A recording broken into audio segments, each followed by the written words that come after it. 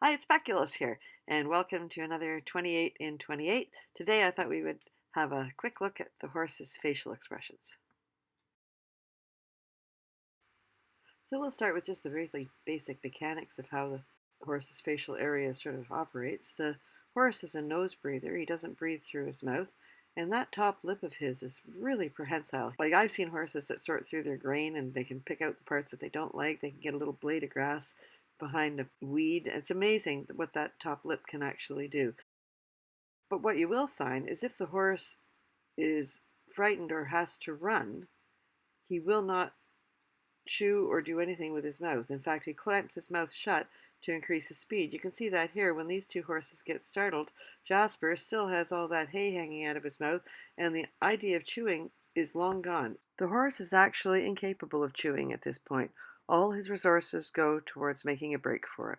A horse that's relaxed, you will see them licking and chewing, and you always hear that in the horse world, but it's a really good thing to keep an eye on. Another thing that's really good to keep an eye on is that little vein that runs down towards the horse's mouth.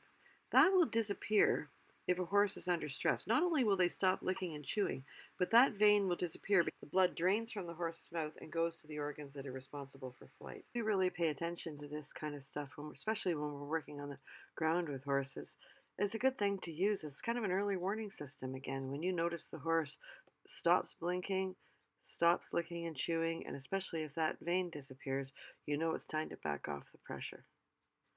All of the signals that the horse gives us about his state of relaxation are the same whether he's with his peers or whether he's working with us. It's very recognizable once you start to see the signs, and it's especially recognizable when you compare it to this. It's hard to tell from a distance, but I guarantee you none of these guys were licking or chewing at this point. Everybody's mouth is closed so they can concentrate on speed. So I hope that helps. See you soon.